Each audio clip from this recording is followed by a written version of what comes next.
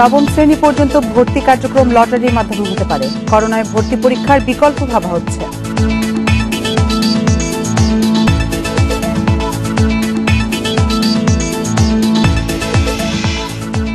পদ্মা সেতুতে আর 4টি স্প্যান বসলেই পুরো দৃশ্যমান হবে। ডিসেম্বরের মধ্যে বসানো শেষ করার আশা।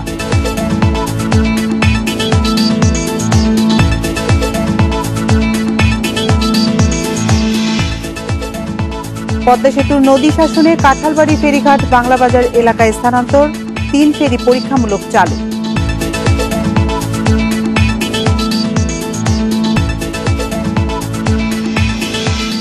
বাজারে দাম বেশি হওয়ায় ধান চাল সংগ্রহ লক্ষ্য পূরণ নিয়ে সংশয়। মজুত বাড়াতে আমদানি চান ব্যবসায়ীরা।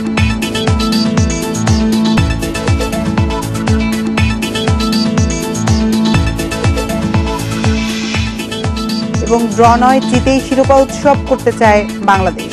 নেপালের বিপক্ষে শেষ ম্যাচ আজ বিকেল 5টায়।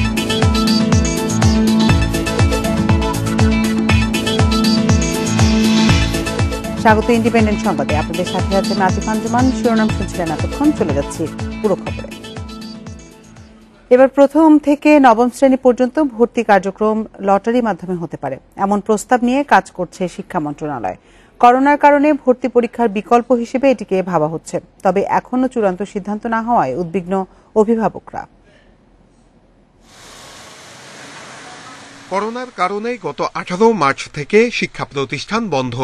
বাতিল হয়েছে পিসি, জেএসসি, এইচএসসি এবং বার্ষিক পরীক্ষা। অন্যান্য বছর নভেম্বর মাস থেকেই শুরু হয়ে যায় স্কুলে ভর্তি কার্যক্রম, অথচ এবছর এখন পর্যন্ত সুনির্দিষ্ট কোনো নির্দেশনা পাওয়া যায়নি শিক্ষা মন্ত্রণালয় থেকে। ফলে ভর্তি কিভাবে হবে তা নিয়ে চিন্তায় অভিভাবকরা। এবারের ভর্তিটা কিভাবে নেওয়া হবে আর প্রক্রিয়াটা কিভাবে হবে, আমরা খুব চিন্তিত। ভর্তির প্রক্রিয়া যাতে করে স্বচ্ছ হয় সেটাই নিশ্চিত করতে হবে। স্কুলগুলোতে প্রথম শ্রেণীর ভর্তি হয় লটারির মাধ্যমে, অন্যান্য শ্রেণীতে ভর্তি হয় লিখিত পরীক্ষায়। তবে এবার করোনা পরিস্থিতির কারণে দ্বিতীয় থেকে নবম শ্রেণী পর্যন্ত ভর্তিতে বেশ কয়েকটি বিকল্প নিয়ে কাজ করছে মন্ত্রণালয়। এর মধ্যে আছে সংক্ষিপ্ত সিলেবাসে লিখিত পরীক্ষা, এমসিকিউ পরীক্ষা। সেই সঙ্গে পরীক্ষা না নিয়ে লটারির মাধ্যমে ভর্তি কার্যক্রম চালানো যায় কিনা সেটি নিয়েও কাজ চলছে। আমাদের যারা এই বিষয়ে বিশেষজ্ঞ আছেন তারা আমাদেরকে পরামর্শ দেবেন। সর্বশেষ পরিস্থিতি কি করোনার, সেই বিষয়টা জেনেই আমাদের দুজন কর্তৃপক্ষ এই বিষয়ে সিদ্ধান্ত নেবে। এদিকে স্কুলগুলো চাইছে সিদ্ধান্ত দ্রুত দেয়া হোক। সব ধরনের প্রস্তুতি তাদের আছে। গার্ডিয়ানরা কিন্তু আমাদের কাছে জানতে চায় কবে ভর্তি, শিক্ষকদের চাপ দেয়, বিভিন্নভাবে জানতে চায় প্রক্রিয়াটা কি হবে। তো সেখানে কিন্তু এই ভর্তির প্রক্রিয়াটা সরকারের কাছ থেকে এখনো আনুষ্ঠানিকভাবে আমাদের কোনো নির্দেশনা দেওয়া হয় না। যখনই সরকার আমাদেরকে সিদ্ধান্ত দিব আমরা দ্রুত সেটা কিন্তু করে ফেলতে পারবো, সেই জন্য আমরা কিন্তু অপেক্ষা করছি। মন্ত্রণালয় বলছে শিক্ষার্থীরা যাতে কোনো ধরনের ঝুঁকির মুখে না পড়ে সে বিষয়টি বিবেচনায় রেখেই নেওয়া হবে সিদ্ধান্ত। এরই মধ্যে নামী স্কুলগুলোতে অবৈধভাবে ভর্তির জন্য তৎপর হয়ে উঠেছে বেশ কয়েকটি চক্র। সংশ্লিষ্টরা বলছেন করোনার এই পরিস্থিতির সুযোগ নিয়ে যাতে এই অনিয়ম করতে না পারে সেজন্য এখন থেকেই মন্ত্রণালয়কে কঠোর নজরদারি রাখতে হবে। নূরে আলম, ইন্ডিপেন্ডেন্ট নিউজ, ঢাকা। আর মাত্র 4টি স্প্যান বসলেই পুরোপুরি দৃশ্যমান হবে পদ্মা সেতু। চলতি মাসে 2 আর বাকি 2টি বসানো হচ্ছে আগামী মাসে। সবকিছু ঠিক থাকলে 10 ডিসেম্বরের মধ্যে 6.15 কিলোমিটারেরই স্প্যান বসানো শেষ হবে। কর্তৃপক্ষের আশা 2021 সালের ডিসেম্বরে বিজয়ের 50 বছর পূর্তিতে উদ্বোধন করা হবে পদ্মা সেতু।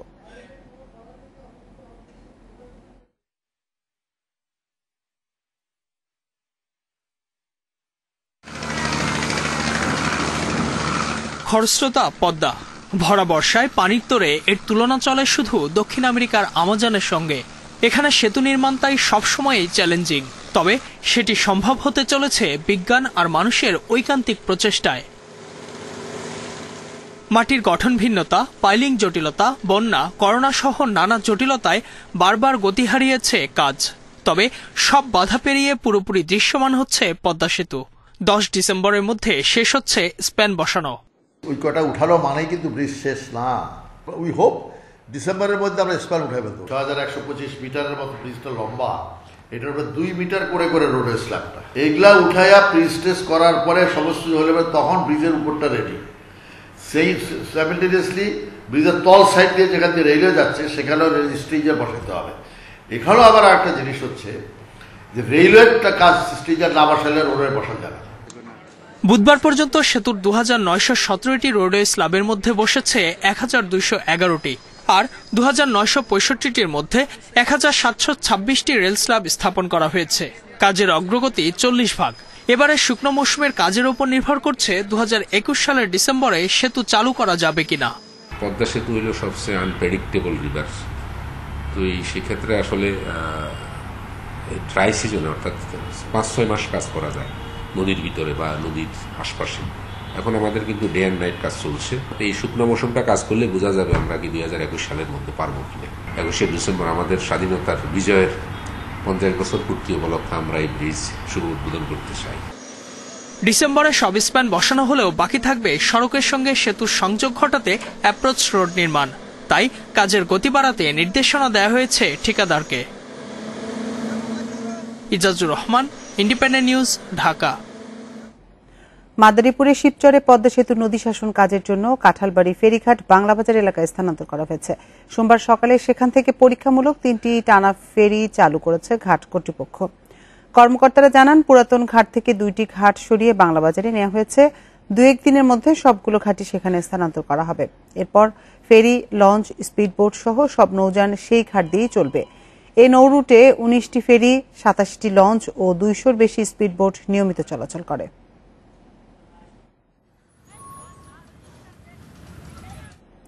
বরিশাল লঞ্চঘাটে ঢাকা থেকে আসা সুন্দরবন 11 লঞ্চে একজনকে কুপিয়ে হত্যা করা হয়েছে। সকালে লঞ্চের 4র্থ তলার ছাদ থেকে তার মরদেহ উদ্ধার করা হয়। যুবকের পরিচয় উদ্ধারে কাজ করছে পুলিশ।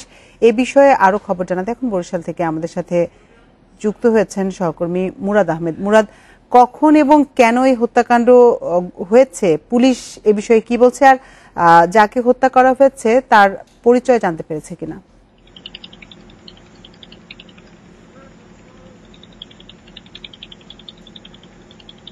ধন্যবাদ। আসলে কখন এই হত্যাকাণ্ডটি ঘটেছে বা কে বা কারা ঘটিয়েছে বা কেন ঘটিয়েছে এই ব্যাপারটি এখন পর্যন্ত কেউ নিশ্চিত হতে পারেনি। কেবল পুলিশ খবর পেয়েছে এবং আমরা যদি দেখি রিভার পুলিশের যারা রয়েছে এখানে তারা কেবল এসেছেন।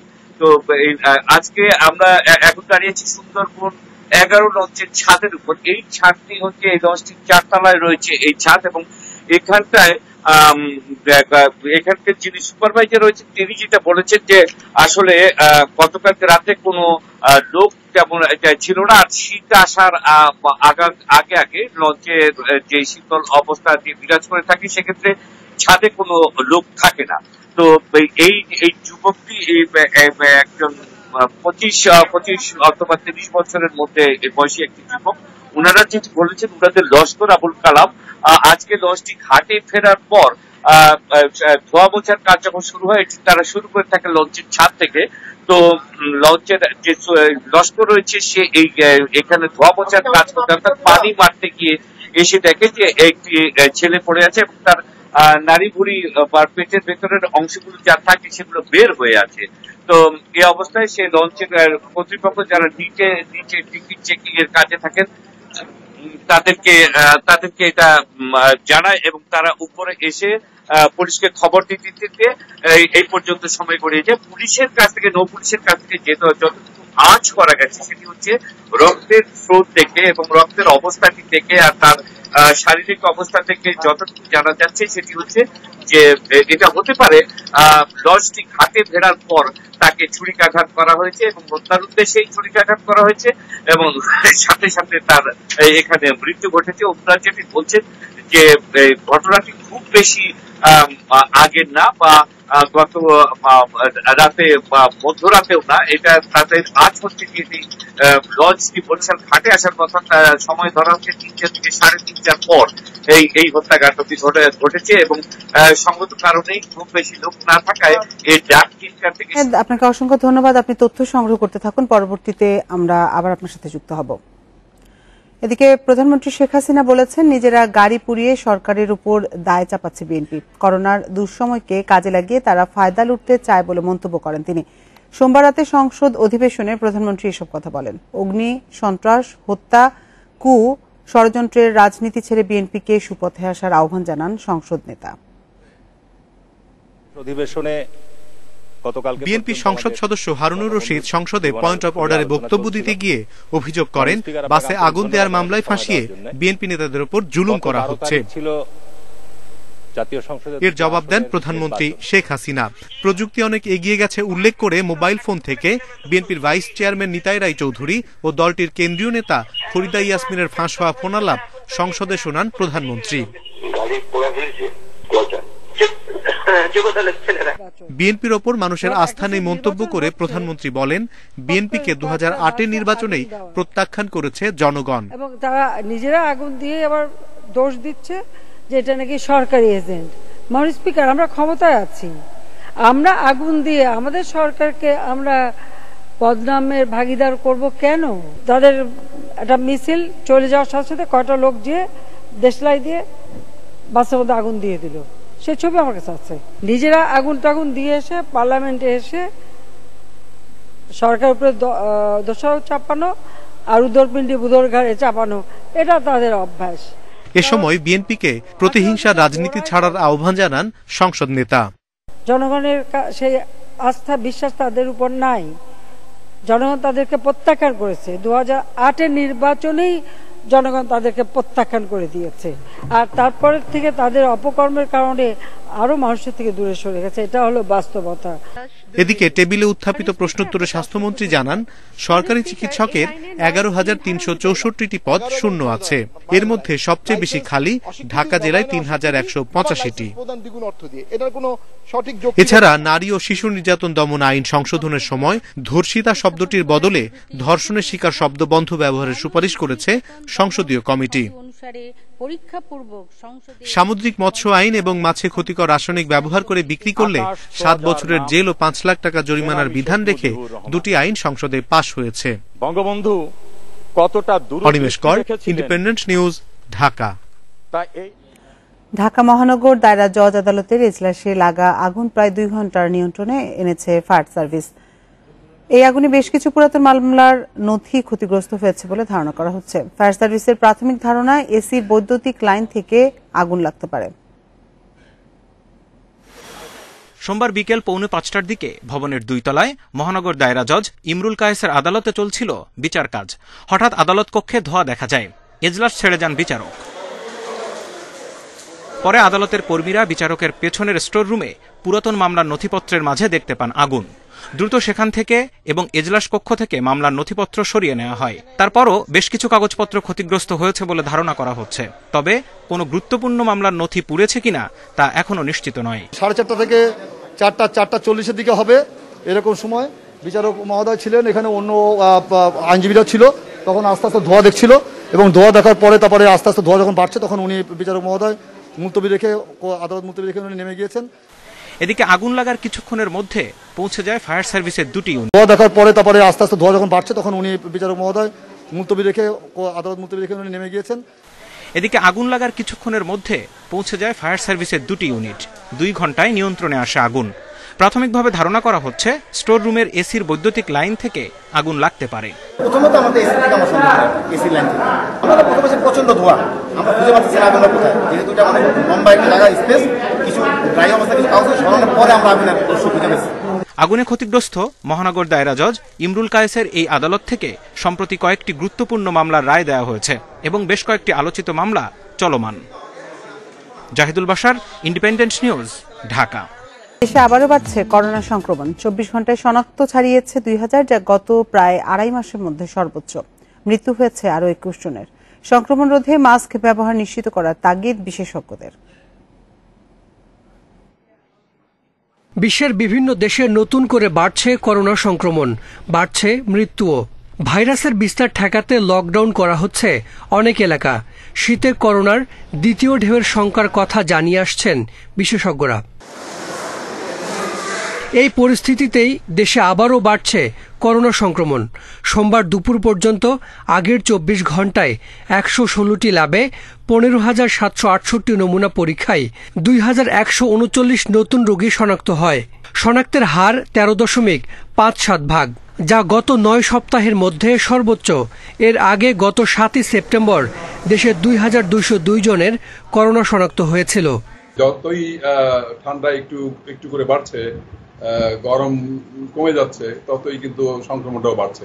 এইটাই কিন্তু স্বাভাবিক, কারণ এই ভাইরাসটা আমরা আগে বলেছি যে ভাইরাস, যে কোনো ভাইরাসে আসলে ঠান্ডায় বেশি দিন বেঁচে থাকে এবং এর শক্তিটাও ঠান্ডার মধ্যে বেশি প্রকাশ পায়। করোনা মোকাবিলায় স্বাস্থ্যবিধি মানার বিকল্প নেই বলছেন বিশেষজ্ঞরা। প্রয়োজনে সরকারকে কঠোর হওয়ার পরামর্শ দিচ্ছেন তারা। ঢিলে ঢালা ভাব কোনো ক্রমে যেন আমরা না দেখাই, আমরা যেন কোনো শৈথিল্য ভাব না দেখাই, এই ব্যাপারে আমাদেরকে কিন্তু অবশ্যই সতর্কতা অবলম্বন করতেই হবে এবং প্রশাসনকেও মনে হয় আরেকটু কঠোর হতে হবে, যাতে জনগণ মাস্ক পরতে বাধ্য হয়। এটা করতেই হবে আমাদের। ২৪ ঘণ্টায় করোনায় মৃত্যু হয়েছে ২১ জনের। এ নিয়ে দেশে করোনায় মোট প্রাণহানি ৬,২১৫ জনের। সংক্রমণ নিয়ন্ত্রণে নানা উদ্যোগের কথা জানিয়েছেন স্বাস্থ্যমন্ত্রী। আমরা যদি সংক্রমণটা কমিয়ে রাখতে পারি, তাহলে পরে মৃত্যুর হারটা আরও কমবে। সমস্ত মন্ত্রণালয়ে আমরা একটি চিঠি দিয়েছি স্বাস্থ্য মন্ত্রণালয় থেকে, যেখানে বার্তা হলো সরকারি প্রতিষ্ঠানে সেবা পেতে হলে মাস্ক পরে আসতে হবে। দেশে মোট করোনা আক্রান্তের সংখ্যা দাঁড়িয়েছে 4,34,472 জনে। নতুন করে সুস্থ হয়েছেন আরও 1,604 জন। এ নিয়ে মোট সুস্থ হলেন 3,51,146 রোগী। Hasan Misbah, independent news, Dhaka. Mask না থাকলে সেবা নয়, সরকারের এই নির্দেশনা মানা হচ্ছে না খোদ সরকারি অনেক অফিসেই। কড়াকড়ি না থাকায় সেবা গ্রহীতাদের পাশাপাশি কর্মকর্তা কর্মচারীদেরও মাস্ক পরায় আছে অনীহা। এদিকে মাস্ক ব্যবহারের নির্দেশনা বাস্তবায়নে শিগগিরই রাজধানীতে ভ্রাম্যমাণ আদালতের অভিযান শুরু হবে বলে জানিয়েছেন মন্ত্রী পরিষদ সচিব। রাজধানীর তেজগাঁও রেজিস্ট্রেশন কমপ্লেক্সের চিত্র এটি। সরকারি এই অফিসের সেবাদাতাদের অনেকের মুখেই নেই মাস্ক। একই অবস্থা সেবা গ্রহীতাদেরও। মাস্ক না পরার নানা অজুহাত তাদের। অবশ্য টেলিভিশন ক্যামেরা দেখে অনেকেই মাস্ক পরেন। আমার ভুল হয়ে গেছে, পকেট আছে না, আমি মুখ হাত সুযোগ করে একেবারে আসছি আর মাস্কটা পরিনি, ভুলে মাস্কটা পরা উচিত, মাত্র খুলে রাখছি, গরম লাগতেছিল। কর্মকর্তাদের দাবি, রেজিস্ট্রেশন কমপ্লেক্সের পক্ষ থেকে সবাইকেই মাস্ক দেয়া হয়েছে এবং স্বাস্থ্যবিধি মানতে নির্দেশনাও আছে। আমরা সচেতন করে দিচ্ছি যে মাস্ক তোমরা পরিধান করে তারপরে সবাই বালাম লাগবা, এছাড়া তোমরা বালাম লাগবে না। মাস্ক ছাড়া সেবা নয়, এই নির্দেশনা আছে সরকারি হাসপাতালগুলোতেও। কিন্তু রোগী ও তাদের স্বজনদের মধ্যে দেখা যায়নি মাস্ক পরায় তেমন সচেতনতা। এতে থাকছে করোনা সংক্রমণের ঝুঁকি। মাস্ক আসলে ভুলে থুয়েছি, এখন আবার বাইরে হলে একটা কিনে নেব। হাসপাতাল কর্তৃপক্ষ বলছে, মাস্ক পরায় অবহেলার কারণে বড় ক্ষতি হতে পারে মানুষের। সামাজিক সচেতনতা অবশ্যই বৃদ্ধি করতে হবে এবং সরকারকে আরেকটু এই ব্যাপারে তদারকি করতে হবে। অবশ্যই মাস্ক পরবেন, মাস্ক ছাড়া চলবেন না, কারণ কোভিড সেকেন্ড সিচুয়েশন চলতেছে। এদিকে মাস্ক পরা নিয়ে নির্দেশনা বাস্তবায়নে সরকার কার্যকর পদক্ষেপ নিচ্ছে বলে জানান মন্ত্রী পরিষদ সচিব। বলে দিচ্ছি গতকাল যে যাতে ঢাকাতেও বিভিন্ন জায়গায় মোবাইল কোর্ট বা ল এনফোর্সিং এজেন্সি যেন আর একটু স্ট্রং হয়। আশা করি আগামী 2-3 দিনের মধ্যে থেকে। করোনা সংক্রমণ রোধে মাস্ক ছাড়া এলে কাউকে সরকারি ও বেসরকারি অফিসে সেবা দেয়া হবে না। গত 25 অক্টোবর এ নির্দেশনা দেয় সরকার। মাহমুদ শরীফ, ইন্ডিপেন্ডেন্ট নিউজ, ঢাকা। খোলা বাজারে ধানের দাম বেশি হওয়ায় এবার ধান চাল সংগ্রহ লক্ষ্যমাত্রা পূরণ হওয়া নিয়ে দেখা দিয়েছে সংশয়। এজন্য বাজার স্থিতিশীল রাখার পাশাপাশি মজুদ বাড়াতে চাল আমদানির কথা বলছেন ব্যবসায়ীরা। তবে খাদ্য কর্মকর্তারা বলছেন, কাটা মারাই পুরোদমে শুরু হলেই পরিস্থিতি স্বাভাবিক হবে।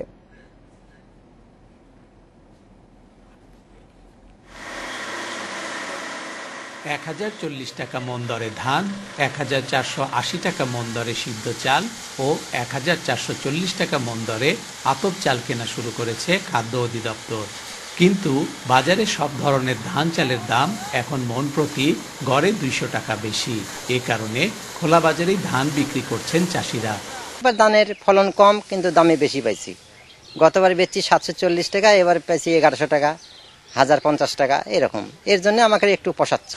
সরকারি গুদামে ধান চাল দিতে চাষি ও ব্যবসায়ীদের আগ্রহ না থাকায় প্রভাব পড়বে সরকারি ধান চাল সংগ্রহ কার্যক্রমে। এ অবস্থায় মজুদ বাড়াতে চাল আমদানি করার পরামর্শ দিচ্ছেন চালকল মালিকরা। তাতে সমর্থন দিয়েছেন খাদ্য কর্মকর্তারাও। আমাদের দেশে যদি ঘাটতি থাকে তাহলে এইখান থেকে আভ্যন্তরীণ বাজার সংগ্রহ করে এটি ঘাটতিটা আরো বাড়বে এবং ভোক্তাদের ক্ষেত্রে করা, অর্থাৎ চালের বাজার এমনি বেড়ে যেতে পারে। বাজার থেকে চাল তুলে নেওয়ার ব্যাপারটা যেটা, সেটিও আমরা এখান থেকে অব্যাহতি পাবো। তাতে ঘাটতিটা অন্তত মেকআপ হবে, বাইরের থেকে না আনলে এটা মেকআপ হবে না। আমরা প্রথম পর্যায়ে 50,000 মেট্রিক টন সংগ্রহ করতে যাচ্ছি এবং আমাদের পরিকল্পনা আছে প্রয়োজনে G2G বা আবার নেক্সট স্টেজে আরো সংগ্রহ করব। তবে সেটা নির্ভর করছে যে বর্তমানে বাজার পরিস্থিতি, আমাদের সংগ্রহের গতি, মজুদ, সার্বিকভাবে সবকিছু মিলিয়ে আমরা সিদ্ধান্ত নেব। তবে মাঠ পর্যায়ের কর্মকর্তারা বলছেন কাটামারাই পুরোদমে শুরু হলে ধান চালের বাজার স্বাভাবিক হয়ে আসবে। আমাদের যে সরকার নির্ধারিত দর, এটিও কিন্তু একটি ভালো দর দিয়েছে। দরটা একেবারে আমাদের যৌক্তিক, যেটা 26 টাকা পার কেজি ধানের মূল্য। আমরা 1040 টাকা পার মন ধান আমরা আশা করছি যে আমরা কৃষকের কাছ থেকে নিতে পারব। এবার চাষিদের কাছ থেকে 2 লাখ টন ধান, চালকল মালিকদের কাছ থেকে 6 লাখ টন সিদ্ধ এবং 50,000 টন আতপ চাল কিনবে সরকার। এ সংগ্রহ অভিযান চলবে 28 ফেব্রুয়ারি পর্যন্ত। Hasibur Rahman, independent news, Nandigram, Bogura. ধান চাল সংগ্রহের আরো খবর জানাতে এখন দিনাজপুর থেকে যোগ দিচ্ছেন সহকর্মী সালাউদ্দিন আহমেদ। সালাউদ্দিন, দিনাজপুরে ধান চাল সংগ্রহ অভিযান আপনি কেমন দেখছেন, আর এক্ষেত্রে কি লক্ষ্যমাত্রা পূরণ হবে কিনা, প্রশাসন কি বলছে এ বিষয়ে? হ্যাঁ, আমি এ ব্যাপারে গতকালকে জেলা খাদ্য কর্মকর্তা আশরাফুলের সঙ্গে কথা বলেছিলাম। তিনি আমাকে যেমনটি জানিয়েছেন, তারা কিন্তু গতবার বড় সংগ্রহ অভিযানে সফল হননি। 73% মাত্র চাল কেনা হয়েছিল এবং ধানের লক্ষ্যমাত্রা ছিল 66,000 মেট্রিক টন। সেই জায়গায় বড় ধান সংগ্রহ করতে পেরেছিলাম তারা মাত্র 10,000 মেট্রিক টন। আর চালের সংগ্রহ মাত্রা ছিল 91,723 মেট্রিক টন, সেখানে সংগ্রহ হয়েছিল মাত্র 66,634 মেট্রিক টন। তারা বলছেন যে বাজারে যে ধান চালের দাম, সেই দামের কারণেই কিন্তু তারা গতকাল এই সম্পত্তিতে বড় সংগ্রহ, সেই অভিযানে তারা সফল হতে পারেননি। এবং বর্তমানে যে আমন, দিনাজপুরে এখন অবশ্য আমন কাটা তেমন ভাবে শুরু হয়নি। যেটা বাজারে এখন পর্যন্ত আমন উঠছে সেটি আগাম জাতীয় ধান এবং এই মাসের শেষ নাগাদেই শুরু হয়ে যাবে পুরোদমে সেই ধান সংগ্রহ, কাটা মারাইয়ের কাজগুলো। তারা বলছেন যে এখন পর্যন্ত বাজারের যে পরিস্থিতি, তাতে করে তারা আশঙ্কা করছেন যে দিনাজপুরে ধান চাল সংগ্রহ যে সরকারি লক্ষ্যমাত্রা, সেটি শুরু করা হয়তো সহজ সময় মতো হবে, কিন্তু সেটি লক্ষ্যমাত্রা অর্জিত হবে না। তিনি বলেছেন যে আজকে ধান চাল সংগ্রহ অভিযান কমিটির, অর্থাৎ আজকে চাল সংগ্রহের বিষয়ে তাদের প্রথম একটা মিটিং হবে। আর ধানের বিষয়টা তারা বলেছেন যে ধানের যারা কৃষকদের যারা কৃষক দিবে, সেই কৃষকদের লটারি কিন্তু এখনো হয়নি। লটারি হলেই সেই কৃষক নির্বাচিত হবে এবং তাদের মাধ্যমে পরবর্তীতে তারা ধান চাল সংগ্রহ করতে পারবেন। দিনাজপুরের লক্ষ্যমাত্রা তিনি আমাকে জানিয়েছেন চাল, আতপ এবং সিদ্ধ মিলিয়ে 74,091 মেট্রিক টন। আর ধানের লক্ষ্যমাত্রা 11,927 মেট্রিক টন। অর্থাৎ গতবার তারা ধান যে কারণে না খাওয়ার কারণে কিন্তু এবার ধানের লক্ষ্যমাত্রা কমানো হয়েছে। এবং তিনি যেটি আমাদেরকে জানিয়েছেন যে বাজারে যে ধানের দাম পরিস্থিতি, সেই পরিস্থিতি সামাল দিতে হলে সরকারকে বিকল্প কোনো ব্যবস্থা নিতে হবে। পাশাপাশি আমি দিনাজপুরের চালকল মালিকদের সঙ্গে কথা বলেছিলাম, তারা বলেছেন যে দিনাজপুরে গত বছরের প্রতি বস্তায় ধানে এবার 200 টাকা বেশি, 200 টাকা পর্যন্ত বেশি হয়ে গেছে। অর্থাৎ 800 থেকে 900 টাকা শুরুতে যে ধান উঠছে এবং পরবর্তীতে সেটি বাজারে গ্রাহক বাড়লে আরো চাহিদা বাড়বে এবং তখন দাম বেড়ে যাবে। এই নিয়ে হচ্ছে দিনাজপুরের ধান চালের বাজার পরিস্থিতি। দিনাজপুর থেকে ধান চাল সংগ্রহের লক্ষ্যমাত্রা পূরণ নিয়ে জানাচ্ছিলেন আমাদের সহকর্মী। ত্রুটিপূর্ণ রেলপথ আর ট্রেনের কারণে মৃত্যুফাদে পরিণত হয়েছে আখাউড়া সিলেট রুট। 2 মাসের ব্যবধানে মৌলভীবাজারে 2টি তেলবাহী রেল লাইনচ্যুতির ঘটনা ভাবিয়ে তুলছে যাত্রীদের। রেল ভ্রমণে বাড়ছে অনীহা, যদিও এই রুটে এ ধরনের সমস্যার কথা মানতে নারাজ রেল কর্তৃপক্ষ। 14 নভেম্বর মৌলভীবাজারের শ্রীমঙ্গল উপজেলার সাতগাঁও এলাকায় তেলবাহী 7টি ওয়াগন লাইনচ্যুত হয়। এতে সিলেটের সঙ্গে সারা দেশের প্রায় 24 ঘণ্টা রেল যোগাযোগ বন্ধ ছিল। এর আগে 15 সেপ্টেম্বর বরমচাল স্টেশনের পাশে মুমিনছড়ায় আরও একটি তেলবাহী ওয়াগন লাইনচ্যুত হয়। একই স্টেশনের পাশে আরও একটি বড় দুর্ঘটনা ঘটে গত বছরের 23 জুন। সে সময় ব্রিজ ভেঙে 5টি বগি উল্টে 4 জন মারা যান।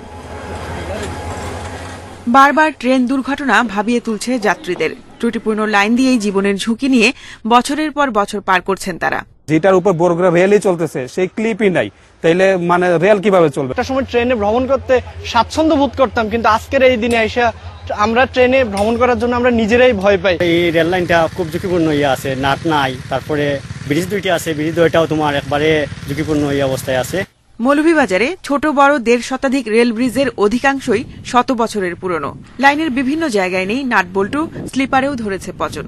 ইঞ্জিনিয়ারিং ডিপার্টমেন্টের লোক আছে, তারা লাইনের সবসময় কাজ করে, দেখাশোনা করে। যদি তাদের এগুলো তারা জানে বা দেখে তাহলে কাজ করে। আমাদের কাজ হইল শুধু তাদের ইনফরমেশন করে দেওয়াটা। সিলেট আখাউড়া রেল লাইনে মৌলভীবাজার অংশের দৈর্ঘ্য 80 কিলোমিটার। এই লাইন ও সেতুর কোথাও কোনো সমস্যা নেই দাবি করেন রেলের প্রকৌশলী। ঘন ঘন অ্যাক্সিডেন্ট হইতেছে, যে এটার কারণটা এটা আমাদের মেজর কোনো কারণ নাই। এটা গাড়ি চলমান থাকলে এটা যে কোনো সময় অনেক সেটা তদন্ত হয়, তদন্ত সাপেক্ষে যদি কোনো ব্যক্তি দোষী হয় তার প্রয়োজনীয় ব্যবস্থা গ্রহণ করা হয়। ঢাকা ও চট্টগ্রাম থেকে প্রতিদিন 6টি আন্তনগর, 2টি লোকাল ট্রেন অন্তত 15 বার চলাচল করে। যাতায়াত করেন 20 থেকে 25,000 যাত্রী। Independent news desk. এ বিষয়ে আরো জানাতে এখন মৌলভীবাজার থেকে আমাদের সাথে যুক্ত হচ্ছেন সহকর্মী তুহিনুর রশিদ। তুহিনুর, আখাউড়া সিলেট রুটে ত্রুটিপূর্ণ রেল লাইন মেরামতে প্রশাসনের উদ্যোগ কেমন দেখছেন, আর এ বিষয়ে রেল কর্তৃপক্ষের বক্তব্য কি?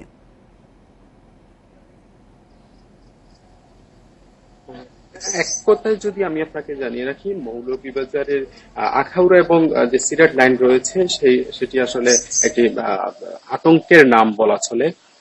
আসলে আপনি যেমনটি জানতে চেয়েছেন এই রেল লাইন উন্নয়নের ব্যাপারে আসলে কি বলছেন তারা। আমি আসলে রেল বিভাগের সাথে কথা বলেছিলাম, তারা আসলে একটি বিপরীতমুখী বক্তব্য আমি শুনতে পাচ্ছি তাদের কাছ থেকে। রেল লাইন প্রকৌশলী এবং সেতু প্রকৌশলী যারা আছেন তারা বলছেন যে চালকদের অদক্ষতা, পাশাপাশি যে ত্রুটিপূর্ণ যে রেল সেসবের কারণে কিন্তু এই দুর্ঘটনাগুলি ঘটছে। অপরদিকে চালক এবং রেল গাড়ি সংশ্লিষ্ট যারা আছেন তারা বলছেন যে এই যে 100 বছর ধরে অর্থাৎ ব্রিটিশ আমলের স্থাপিত রেল লাইন, পাশাপাশি এখানে ঝুঁকিপূর্ণ যে ব্রিজগুলি আছে সেগুলির কারণেই কিন্তু এই দুর্ঘটনাগুলি ঘটছে। দেশের রেল যোগাযোগের একটি উন্নয়ন হচ্ছে, কিন্তু আখাউড়া এবং সিলেট সেকশনের কিন্তু এখন পর্যন্ত কোনো উন্নয়ন ঘটেনি, যার ফলে গত সপ্তাহেও কিন্তু পরপর 2 দিনের মধ্যে কিন্তু 2টি রেলগাড়ি লাইনচ্যুতর ঘটনা ঘটেছে, যার ফলে কিন্তু এখানে যাত্রী যারা আছেন তারা কিন্তু একটি আতঙ্কের মধ্যে আছেন। আপনি জানেন সিলেট একটি পর্যটন সমৃদ্ধ এলাকা, এখানে কিন্তু দেশের বিভিন্ন প্রান্ত থেকে পর্যটকরা এই রেলের মাধ্যমে যাতায়াত করেন। তারা কিন্তু একটা আতঙ্কগ্রস্ত আছেন এই মুহূর্তে। এবং সিলেটবাসীর দীর্ঘদিনের একটি দাবি ছিল যে এই আখাউড়া এবং সিলেট সেকশনের লাইনটি যাতে দ্রুতই এখানে উন্নয়ন ঘটানো হয়। সেই বিষয়ে আসলে 4 বছর যাবত কিন্তু শুনে আসা হচ্ছে যে এই রেল লাইনটির উন্নয়ন হবে, অর্থাৎ মিটার গেজ থেকে ডুয়েল গেজে উন্নত করা হবে, কিন্তু এই বিষয়টি আসলে এখন পর্যন্ত কোনো আলোর মুখ দেখছে না। কবে এই বিষয়টি বাস্তবায়ন হবে সেই অপেক্ষায় কিন্তু এই অঞ্চলের মানুষ আছেন। আপনি জানেন যে এই লাইনটিতে কিন্তু গত বছরও একটি, অর্থাৎ আমার যে পিছনের একটি সেতু রয়েছে সেখানে কিন্তু গত বছর একটি রেল দুর্ঘটনা ঘটেছিল, সেখানে কিন্তু 4 জনের প্রাণহানি ঘটেছিল। আপনাকে অসংখ্য ধন্যবাদ আমাদের সাথে যুক্ত হবার জন্য। ফ্রান্সে গত 24 ঘন্টায় নতুন সংক্রমণের হার কিছুটা কম থাকলেও ইউরোপের যুক্তরাজ্য, ইটালি, পোল্যান্ড, বেলজিয়াম, স্পেন সব দেশেই শনাক্তের হার বেড়েছে। অন্যদিকে ট্রাম্পের একগুঁয়েমির কারণে যুক্তরাষ্ট্রে করোনায় প্রাণহানি আরও বাড়বে বলে সতর্ক করেছেন নবনির্বাচিত প্রেসিডেন্ট জো বাইডেন। সোমবার একদিনে বিশ্বে করোনায় আরও 7,000 প্রাণহানি এবং নতুন শনাক্ত হয়েছে 4,84,000-এর বেশি রোগী। এ নিয়ে বিশ্বে করোনায় মোট মৃত্যু 13,31,000 ছাড়িয়েছে। মোট আক্রান্ত 5,53,00,000-এর বেশি। যুক্তরাষ্ট্রে একদিনে করোনায় 708 জনের মৃত্যু হয়েছে। নতুন করে শনাক্ত হয়েছে 1.5 লাখ রোগী। ইতালিতে গত 24 ঘন্টায় 27,000 করোনা রোগী পাওয়া গেছে। টানা 1 মাস পর ফ্রান্সে কিছুটা কমেছে করোনার বিস্তার। দেশটিতে সোমবার 9,000 নতুন রোগী শনাক্ত হয়েছে, মারা গেছে 506 জন। পোল্যান্ডে একদিনে 20,000 এবং রাশিয়ায় একদিনে 22,000 রোগী শনাক্ত হয়েছে। অস্ট্রিয়ায় ভিয়েনায় করোনার বিস্তার বাড়ায় আবারও 1 মাসের লকডাউন জারি করেছে সরকার। এদিকে ইরানের 3য় দফা সংক্রমণ কোনোভাবেই নিয়ন্ত্রণে আসছে না। গত 24 ঘন্টায় প্রায় 500 জন করোনায় মারা গেছে দেশটিতে। নতুন করে পাওয়া গেছে 13,000 কোভিড রোগী। ড্র নয়, জিতেই মুজিববর্ষ সিরিজের শিরোপা উৎসব সারতে চায় বাংলাদেশ। নেপালের বিপক্ষে দ্বিতীয় ও শেষ ম্যাচ আজ বিকেল 5টায়। করোনা আক্রান্ত জেমিডের জায়গায় ডাগ আউটে থাকবেন সহকারী কোচ স্টুয়ার্ট ওয়াটকিস। অন্যদিকে ভুল ত্রুটি সূত্রে শক্ত প্রতিদ্বন্দ্বিতা করার প্রত্যয় নেপালের। সমতায় সিরিজ শেষ করতে চান কোচ বালগোপাল মহারাজন। লড়াইয়ে নামার আগে পরিকল্পনা সাজাতে ব্যস্ত বেঙ্গল টাইগার্স। চেনা পরিবেশে অচেনা কেবল জেমিডের না থাকা। নেপালকে আরও একবার হারিয়ে এই ট্রফি জয়ের লক্ষ্য। টানা 2 ম্যাচ জিতলে র্যাঙ্কিংয়েও আসবে খানিকটা উন্নতি।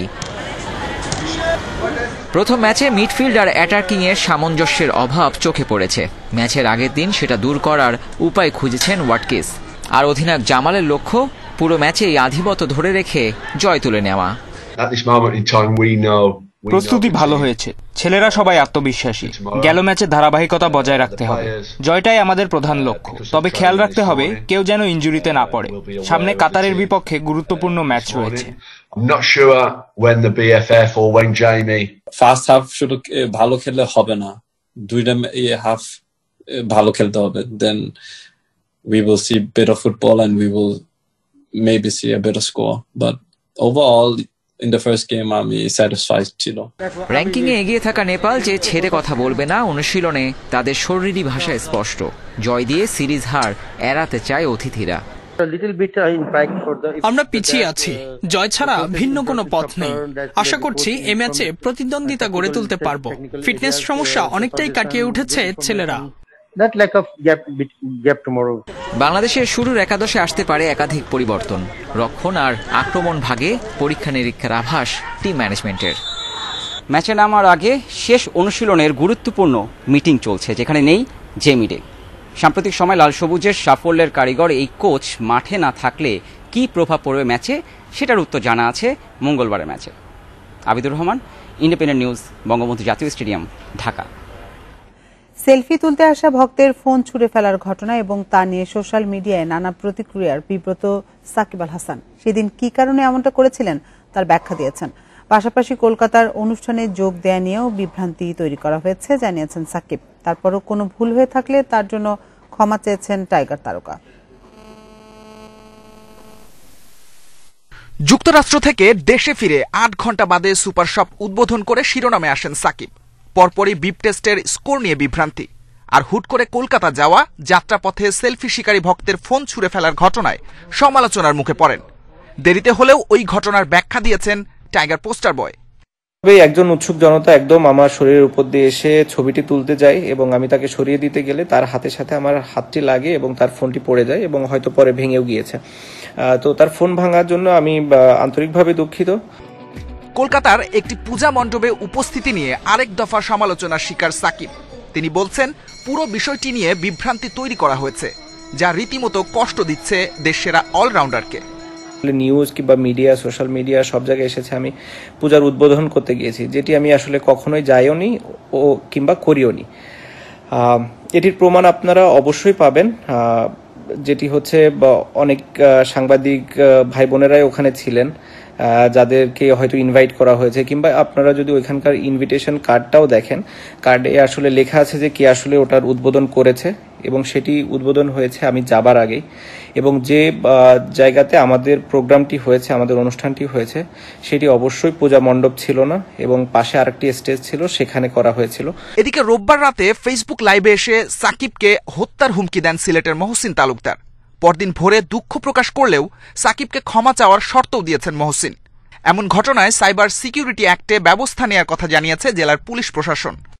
এই অপরাধীকে পুলিশ আইনানুগ ব্যবস্থা নিবে, জিরো টলারেন্সে নিবে। এখানে আপনার আইসিটি অ্যাক্টের মামলা রয়েছে এবং সংশ্লিষ্ট ধারায় অপরাধ আমলে নিয়ে মামলা শীঘ্র রুজু হবে এবং তাকে খুঁজে বের করার অভিযান অব্যাহত রয়েছে।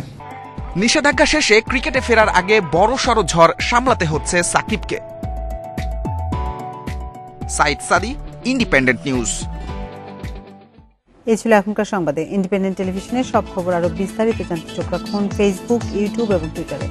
এতক্ষণ সাথে থাকার জন্য ধন্যবাদ সবাইকে।